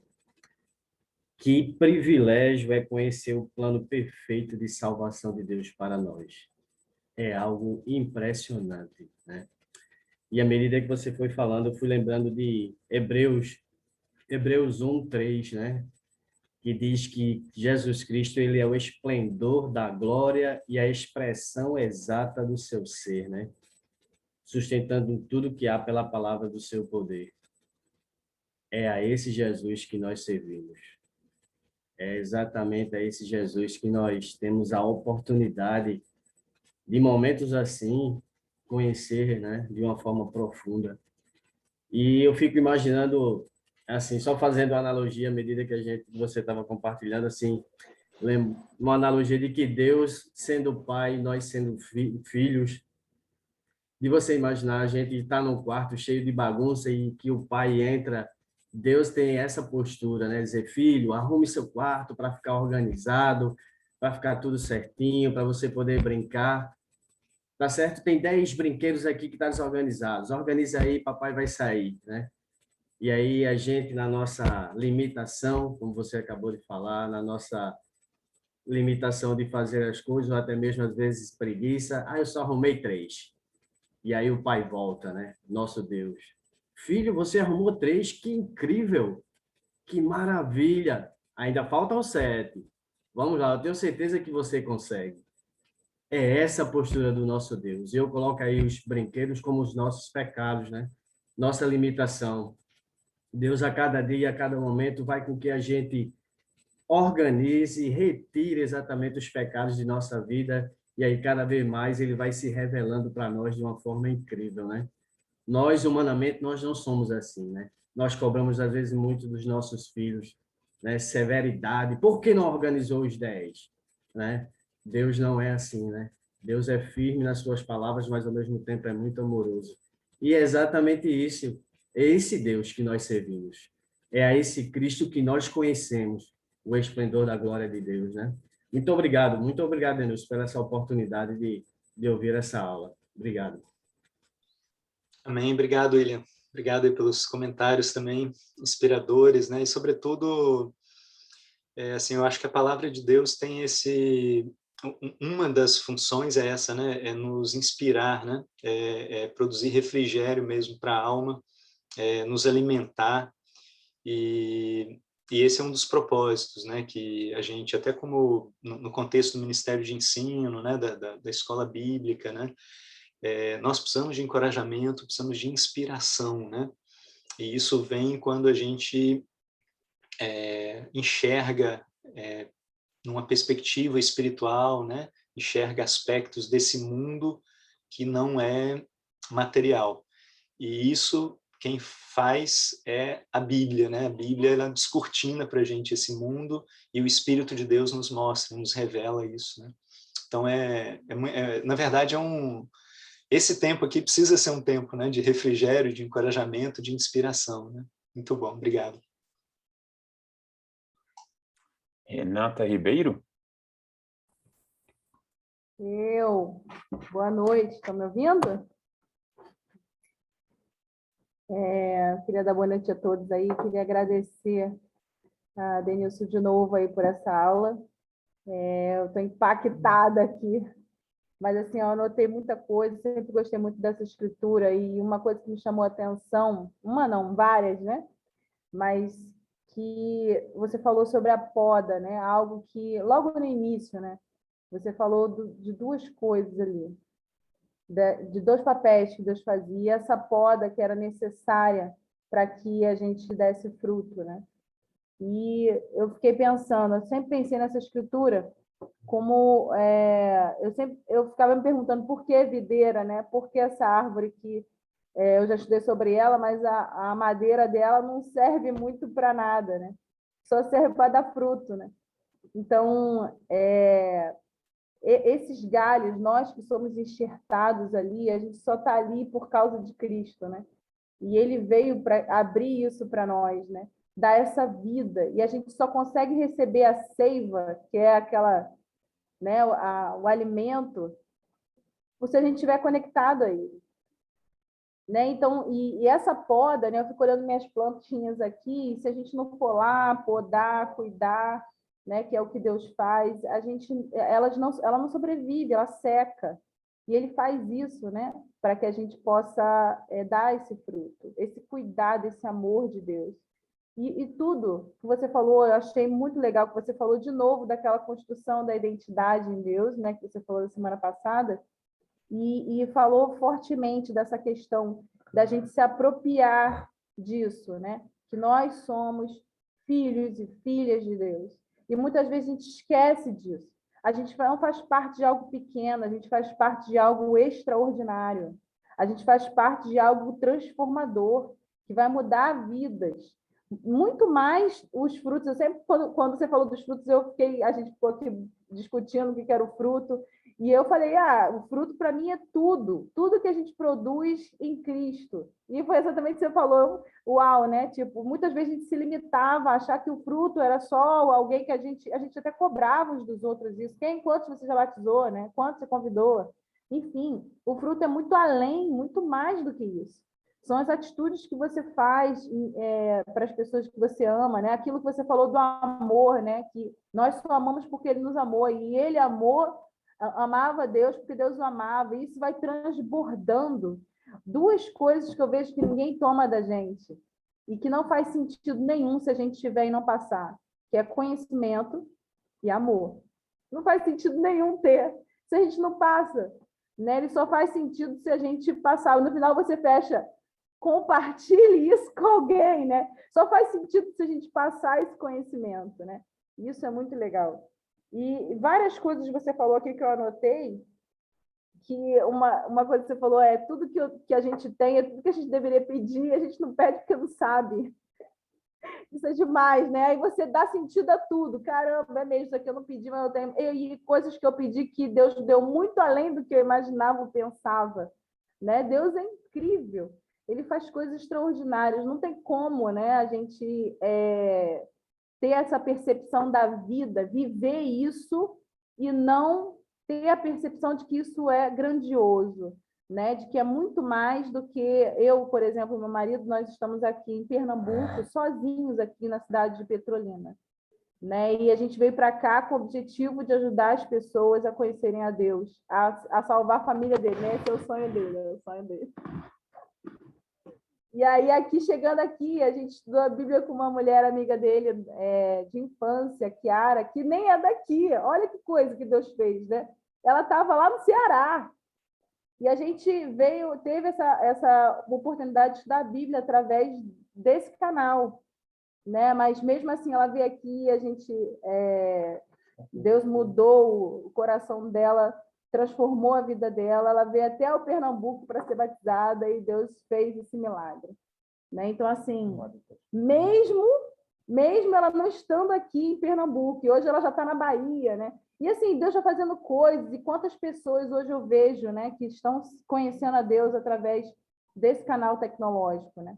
E quantas coisas a gente jamais imaginou que poderia acontecer, a coisa que ele pensava lá na minha cidadezinha, lá do interior do Ceará, como é que eu vou chegar lá, né? É claro que Deus usa todas as pessoas, né? Em ambas, várias igrejas, enfim. Mas o nosso propósito era esse, ele faz muito mais do que a gente pede ou pensa, né? Isso é incrível, né? Hoje tem o marido dela também estudando a Bíblia, queria pedir orações por vocês, para vocês por ele, o nome dele é Rogério. Mas eu achei muito legal também a questão da obediência, né? Que você falou que a obediência, ela não vem para que ele nos ame, ou seja, não é através da minha performance que eu vou alcançar o coração de Deus. Nem para gerar amor em mim. E eu achei isso demais, porque muitas vezes a gente pensa, vou obedecer mesmo não querendo, e aí vai mudar meu coração. O coração vai mudar de acordo com o que você entende. Então, você precisa ter o entendimento profundo do que Jesus fez. Por isso que a gente precisa estar conectado nele. Você falou de uma coisa muito legal, que foi a oração. Sem a oração, como é que a gente vai se conectar, né? Como é que a gente vai lembrar todos os dias do que ele fez, aquele amor que Deus nos deu, transbordou em nós? A gente se desconecta dele quando a gente para de buscá-lo, né? Mas é isso. Tem tantas coisas que você falou que eu queria falar, mas vou deixar espaço para os outros. Mas eu quero muito agradecer aí você pela sua disposição e também por se permitir ser usado por Deus. Acho que meu marido queria falar, mas ele não levantou a mão. Ele pode, Bruno? A mão está levantada, só está uma. A minha mão, é porque aqui nós somos um. Sim, pode dar sequência. Aproveitar aí que já está aberto, né? E a mão ainda já está estendida aí. Obrigado aí, Denilson, pela aula aí, pelo tempo. E aí eu só queria fazer um ponto, né? Aquela questão que até um tempo atrás a gente esteve estudando aqui com os outros irmãos, São Gonçalo, Vitória da Conquista, num tempo Salvador. nosso, né? Salvador também, sobre essa questão do orarmos em nome de Jesus, né? Esse ponto que você frisou aí, né? Que muitas vezes as pessoas levam isso como se fosse uma palavra mágica, né? Em tudo, vou orar e botar o nome de Jesus que tudo vai dar certo, tudo vai acontecer, né? Como se fosse o abracadabra, né? Que você frisou aí, né? E não é bem assim, né? E nesses tempos a gente estudando, foi feita uma analogia muito bacana quanto a isso, né? Que foi como não sei se vocês pegaram isso, aqui tem muito, aqui no Nordeste, né? E eu mesmo vivi isso, né? Como o cara tem uma vendazinha ali, e lá mesmo ele já tem uma caderneta, né? E você só chega lá, ó, meu pai pediu para vir pegar aqui um quilo de arroz. E o cara, tá bom, dá lá 1 quilo de arroz, anota na cadernetinha e tu leva 1 quilo de arroz, né? Agora, se tu chegar lá e pedir, poxa, me dá 10 jujuba, me dá 20 mariola, o cara, opa, isso aí não está de acordo, não. Ele já, não, vai embora, que já te expulsaria dali quando era pequeno, porque sabia que não estava de acordo, né, com o que o teu pai pediria, né? ou sua mãe pediria? Então, essa analogia que outro tempo a gente esteve estudando, foi bem bacana, né? Para a gente elucidar esse ponto, assim, de que é tudo em nome de Jesus, mas estando de acordo com a vontade do Pai, né? Só esse ponto aí que eu achei muito bacana. Muito obrigado aí. Não, perfeito, obrigado. Eu entendi perfeitamente a sua analogia, porque eu já fiz muito esse negócio da cadernetinha aí lá no interior de Minas. Ia lá comprar para o meu pai, para o meu avô, né? Na venda. Muito bom. Obrigado aí a vocês, viu, pelos comentários, os pontos aí. Muito bom. Muito bem. E que Deus abençoe, né, vocês aí em Petrolina. Quem de vez em quando compartilha de vocês é o João Batista, né? Acho que vocês têm algum contato, alguma coisa assim, né? Temos sim, a gente está conectado lá à Igreja de Salvador. Sim. A gente está iniciando já tivemos 3 tempos aí, parceria discipulado com ele, né? E a nossa parceria era lá no Rio, e aí, com a distância, né? E aí a gente está com eles ali, com o João e a Lê. Estamos conectados. Mas obrigada. Amém. Muito bem, então aproveitando ali o gancho da pergunta os comentários da Renata sobre poda, corte, tem uma pergunta aqui do Miqueias, no seguinte sentido: se você, Denilson, consegue ver uma conexão entre este corte que Jesus diz, né, e o corte de alguns ramos como propósito de Deus para que os gentios fossem enxertados. Ele faz uma referência a Romanos 11. Sim. A figura é a mesma, né, de uma árvore, né, com seus galhos, né, e a árvore sendo a fonte da vida e os galhos enxertados ali, né. Agora, eu não vejo uma conexão assim direta no sentido de, bom, para que você, gentio, né, seja enxertado, esse galho aqui vai ser arrancado, né. Eu não enxergo essa conexão. Ou seja, nessa árvore da vida tem espaço para todo mundo, né? Nós poderíamos ser enxertados, né, como gentios, nessa árvore, sem precisar arrancar qualquer galho, né? Os galhos são arrancados porque eles estão mortos em si mesmos, né? E não faz sentido eles permanecerem, no caso na videira, né, aqui de João 15, porque eles, como a Renata comentou mesmo, né, no caso da árvore, da planta, né, serve para ser jogada no fogo, para fazer uma fogueira, né? Não tem serventia. Então, abre-se espaço para que um galho novo, né, possa surgir, ou naturalmente da planta, ou ser enxertado, e esse vai produzir bons frutos, né? Mas não tem que arrancar um para colocar outro, né? Deus quer que todos sejam salvos, né? Que todos o conheçam, que todos se nutram, e no reino de Deus há espaço, né, para todo aquele que se converter, né, que se voltar para ele, né?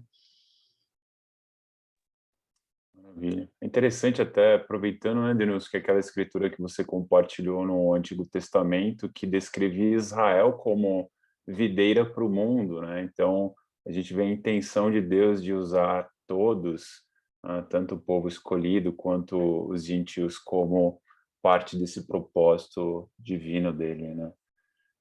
Exatamente, né? Exatamente. Vem lá do próprio Abraão, né? Você será uma bênção para todas as famílias da terra, né? O propósito de Deus com o povo, né? Com o povo que viria por meio de Abraão, é abençoar toda a terra, né? E não ficar restrito, né? Aí vai, né? O próprio fato ali de Deus ter conduzido, né? A Terra Prometida era o corredor do mundo, né?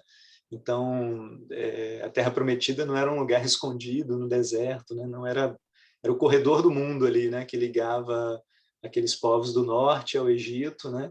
E fatalmente Israel ia ser conhecido. E o propósito era que ele demonstrasse, né, a vida de Deus para os povos ao redor, mas tinha o risco, né, o risco da contaminação, né, que foi o que aconteceu. Legal, muito bom. Francis?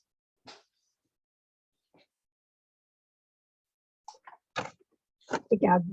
O Denilson, eu queria te agradecer pelas aulas, a da semana passada, assim, muito profunda, de hoje também, e tem muita coisa assim que dá para a gente estudar, né? Que dá, assim, tem várias lições que dá para a gente aprender aí dessas aulas. Eu fiquei pensando quando você falou sobre que o galho, né, o fruto, ele vai ser uma consequência, uma vez que você estiver unido com a videira, né? Então, eu fiquei imaginando que, naturalmente, nossa ansiedade, a gente quer as coisas de uma maneira muito rápida, né?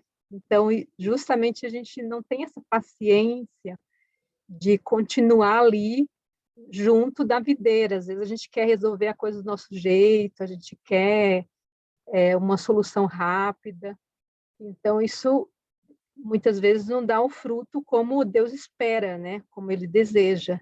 Então, eu fiquei pensando muito nisso. Tem muita profundidade aí nas coisas que você fala.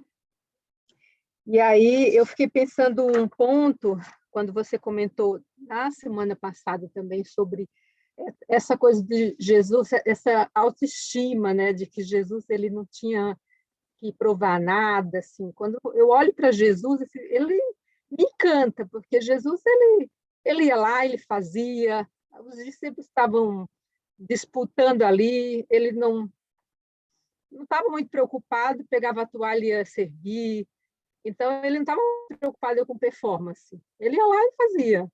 Então, eu fico pensando, ele era um cara, sabe? Então, aí quando eu venho assim, quando hoje você fala, né, a gente não tem que fazer nada, assim, não ficar preocupado, porque o Espírito que está fazendo, né? O Espírito que está conduzindo e está fazendo todo o trabalho. E a gente tem que só se apoderar disso, né? Se apropriar disso. E aí eu queria só, assim, que você falasse um pouquinho mais, assim, não sei se na sua experiência, né, contasse um pouquinho como você acha, ou o que você poderia falar para a gente de como a gente equilibrar isso, sabe? Essa coisa de eu tenho que me apoderar né, de quem eu sou, né, da questão do espírito, de me apropriar, mas como eu ter equilíbrio?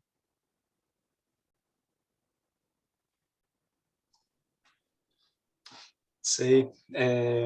Eu acho que essa é a pergunta das nossas vidas, né? Acho que a gente vai construir a nossa caminhada aqui, buscando, né, essa rendição, né, a Cristo, para ao mesmo tempo a gente fazer a obra dele, né? Assim, ouvindo você, várias coisas me vêm à mente, né? Primeiro, essa questão assim do que a gente tem conversado sobre fazer as coisas em nome de Cristo, né? Eu acho que isso é muito sutil e às vezes a gente não percebe quando nós começamos, né, muito bem intencionados, querendo servir a Cristo de todo o coração, com um amor genuíno por Cristo, e em algum momento, né, a intenção do coração, as nossas ações vão pouco a pouco desvirtuando e a gente não sabe exatamente se a gente está fazendo a obra de Deus ou se a gente está fazendo a nossa obra, né? Porque às vezes esse é um risco seríssimo, né? Assim que nós precisamos estar atentos como cristãos, as nossas comunidades, né, de fé, as nossas igrejas devem estar atentas a isso, né? Porque a gente pode fazer uma obra, né? Fazer um serviço usando a Bíblia, em nome de Cristo, né, falando as coisas certas, mas essa obra não ser de Cristo, ela ser nossa. Né, parece algo muito profundo, mas ao mesmo tempo é algo muito básico da fé cristã. É isso que Jesus fala, né? Muitos naquele dia, né, vão me dizer, né, Senhor, Senhor, né, nós fizemos isso, fizemos aquilo, e tudo no teu nome. Né? E as coisas até funcionaram, né, em certa medida, mas por que eu não vou estar contigo para a eternidade? Né? E Jesus fala, eu não conheço você, eu não tenho comunhão com você.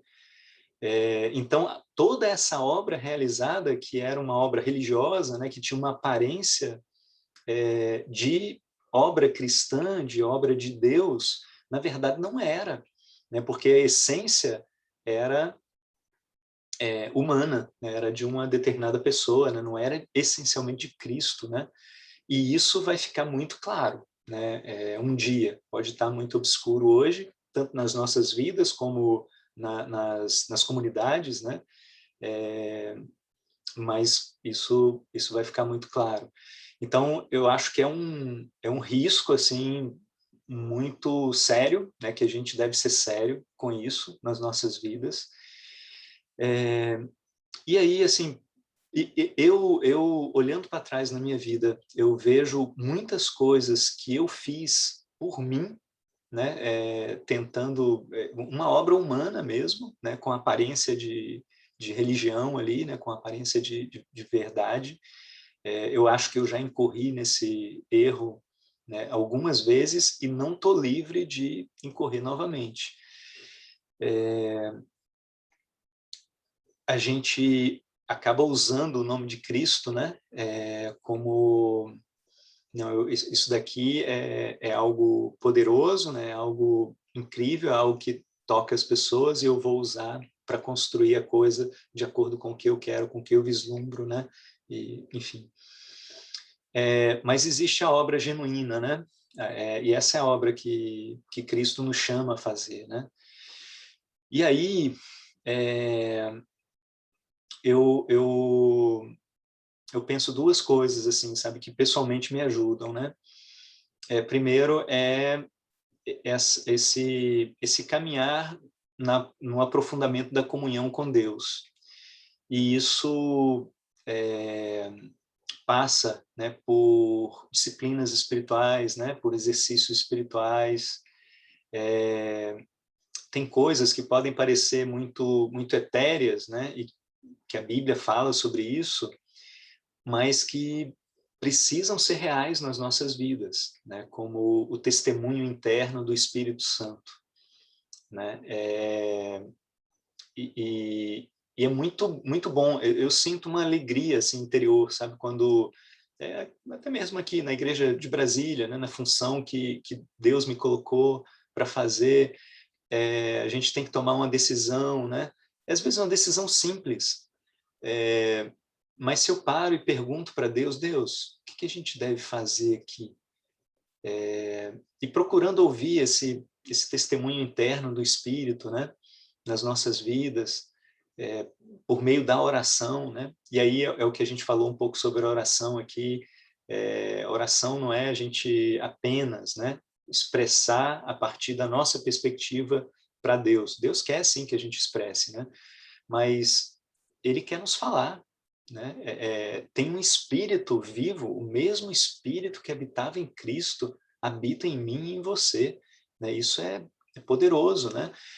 E aí, assim, algo que me encanta profundamente, né? O relacionamento de Cristo com o Pai, como a gente viu, é o modelo, né? O que Cristo fala para a gente, né? Eu compartilho com vocês todas as coisas. Eu não sou apenas o Senhor, eu sou um amigo, né? Eu quero falar com você. Então, Deus quer falar conosco, o Espírito quer falar conosco. Mas como é que esse processo se dá, né? Nós precisamos descobrir isso. E talvez essa seja uma grande lacuna, né, da nossa construção espiritual, né? Como ouvir a voz de Deus, né? E aí passa por esses exercícios, sabe? Por essas práticas, né, espirituais de meditação, né? de oração, de reflexão na palavra, né, de silêncio, né? Sem silêncio, a gente não ouve a voz de Deus. Isso é da minha experiência, assim, né? E é o que tanta gente fala, né? Nós precisamos de silêncio, precisamos apaziguar o coração. Sem aquietar o coração, a gente não consegue discernir a voz mansa e suave do Espírito falando aos nossos corações, né? Aliado a isso, tem a comunhão, né? A comunhão com os nossos irmãos.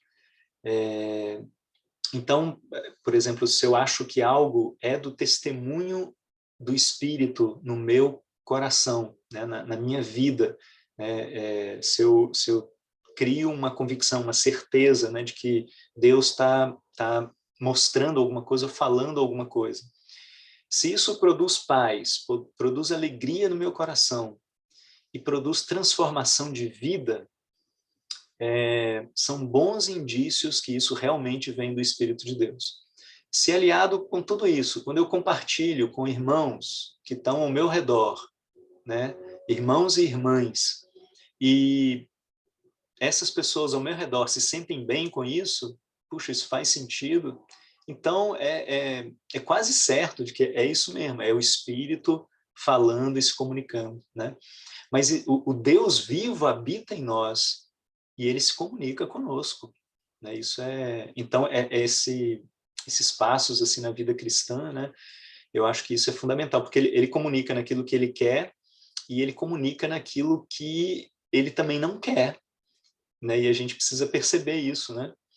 É interessante lá Elias, né? Quando ele estava lá na fenda, né? E buscando ali a direção de Deus, né? Antes de Deus mostrar a voz mansa, né, a brisa suave, ele mostrou para ele onde ele não estava. Ele não estava na tempestade, ele não estava no furacão, né, ele não estava em todas aquelas outras coisas que vieram. Mas aí, depois de tudo, Deus mostrou onde ele estava, né, na brisa suave que passou. Então, esse Espírito, ele comunica conosco, né, tanto o que ele quer, né, a vontade de Deus, como também o que ele não quer, né, aquilo que não é a vontade de Deus. Mas, enfim, pensamentos aí, né? Espero que contribua. Obrigada. Muito bom, obrigado, Denilson. Maravilhoso pensar em tudo isso. Flávia? Oi, eu queria falar rapidamente. Boa noite para todos. Queria agradecer as reflexões que foram trazidas, né? Foi muito edificante esse tempo e ajudou bastante muitas coisas. Eu queria também trazer à luz assim algo que me veio assim por inspiração de todos os comentários feitos e da aula, que falando em relação às diferenças, né, do corte e da poda, né? Que o corte, como o Denilson estava lembrando agora nesse apanhado final, o corte é a inutilidade, né? É a árvore que é queimada no fogo, né? E a poda, ela gera vida, né? Ela faz com que a vida surja novamente, né? Que a vida não seja interrompida. E é essa a nossa busca, né? A busca pela eternidade e por gerarmos vida, não só a nossa vida, mas vida em outras pessoas, né? Trazermos outras pessoas à vida, outras pessoas que iam ser inutilizadas, né? Que iam ter suas almas perdidas e trazê-las para a vida verdadeira, né? Para a videira verdadeira que é Cristo, né? Então, assim, e me lembra também em Lucas 6, quando fala a árvore e suas frutas, né? Que fala que a árvore boa dá frutos bons e a árvore má dá frutos maus, né? Então, assim, eu aqui no Rio, eu sou daqui do Rio de Janeiro, aqui de São Gonçalo, e a Renata do Edson, que estava falando aí agora há pouco, ela foi quem dirigiu o meu estudo, né? E assim, eu sou testemunha do amor que ela e o Edson têm a Deus e de quanto eles se dedicam à obra, e saber que eles deram fruto, que foi a Chiara. Eu acompanhei um pouco de perto assim esse processo da conversão da Chiara, e não é de se espantar que eles deram fruto tão rápido, mesmo com tão pouco tempo. Fez pouco mais de um ano que eles estão no Nordeste, né? E eles já deram fruto, que é um sinal de como eles estão se permitindo serem podados, né, para que a vida surja através da vida deles, né, como casal, para que são discípulos de Deus que se dedicam mesmo a fazer a obra e a viver o evangelho. E eu pude aprender assim, de uma discípula verdadeira, o que é a comunhão com Cristo e se permitir ser podada, né? E também lá em Lucas 8 fala na parábola do semeador, né? Que os frutos do terreno bom vai os frutos do terreno bom vão dar de 60 a 100 frutos de uma vez, a mesma colheita, né? Então, assim, muitas outras coisas Deus ainda fará através da minha vida, que veio através da vida da Renata, através da vida do Ejon, através da vida de cada um de nós, que nos permitirmos sermos podados, né? Sermos fontes de vida e não deixar que nem a nossa vida termine quando esse corpo passar, esse corpo mortal passar, e nem que a vida de outros não continue através do que a gente pode passar para salvar as pessoas, porque as pessoas estão se perdendo. A gente vê cada vez mais o mundo do jeito que está, as coisas acontecendo, cumprimentos de profecia, Jesus às portas, e o que a igreja, de um modo geral, está fazendo? As pessoas estão sendo luz? Quem é sal da terra está salgando ou está perdendo o gosto? Né? Então, assim, nós temos que nos deixar sermos podados e aprender de Deus para que nós possamos dar os frutos para Ele, para a honra e glória dele, como a Renata botou aqui no chat, entendeu? Então, assim, eu sou muito grata pela vida dos dois, assim, ajudaram a mim, ajudaram a Chiara, e eu sou grata a Cristo porque a luz brilhou sobre mim, eu estava morta em vida, e Deus me exaltou sobremaneira por uma série de coisas assim que Ele fez e faz na minha vida até hoje. Então, assim, eu sou muito grata. Então, obrigada por essa aula. Obrigada a todos. E vamos que vamos salvar as pessoas e nos permitirmos ser podados. Amém. Muito obrigado, Flávia, por todos os complementos aí. Muito obrigado mesmo por expressar, contar um pouco aí da sua história também. Excelente. E, assim, um dos grandes privilégios que a gente tem, né, é espalhar o evangelho. Isso dá uma alegria enorme, né, no coração. Estudar a Bíblia com as pessoas, né, compartilhar o evangelho. Isso é uma coisa magnífica. Eu estava hoje no trabalho e conversando lá sobre o trabalho, né, com um amigo. Aí no final eu compartilhei algumas coisas, até do Ministério de Ensino, né, alguma coisa assim que a gente está fazendo. E aí ele olhou para mim e falou: eu preciso achar a minha teologia também. Isso que empolga, né, o coração, né? Eu falei, poxa, mas a sua teologia é a minha teologia é a sua, né? Ou seja, na verdade o que a gente precisa é de Deus, né? Vamos compartilhar mais da Bíblia, né, e tudo mais. Então isso, a gente tem um tesouro, né? E as pessoas carecem completamente, né? Às vezes a aparência nem demonstra isso, mas há uma carência muito profunda, né, do Evangelho, de Deus na vida das pessoas, né? Obrigado aí por compartilhar. Muito bem.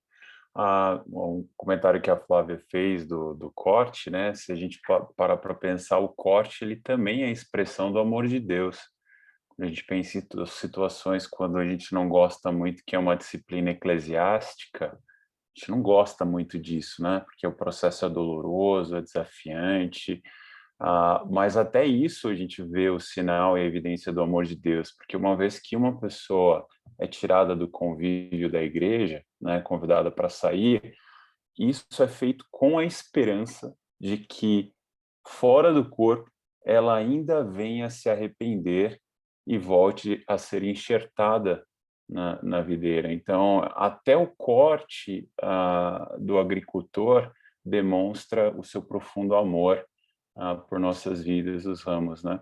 Então, Denilson, muito obrigado mais uma vez por esse tempo maravilhoso, por tantas reflexões incríveis que nos unem cada vez mais como igreja, né? Esse estudo da palavra de Deus que nos transforma e nos une cada vez mais.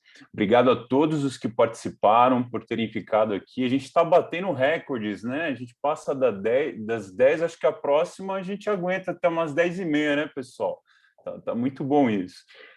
E muito boa noite a todos. Nos vemos na quarta-feira que vem. E foi uma grande alegria passar esse tempo com vocês novamente. Obrigado, Denilson, mais uma vez. Obrigado, Denilson. Bruno. Obrigado A todos. Obrigada, irmão. Muito animador estar aqui com vocês. Ótima noite, bom descanso. Obrigada. Valeu. Obrigada, Denilson. Obrigada, Bruno. Meu amor. Tchau, Carlinha. Beijo, Rê. Tchau, linda.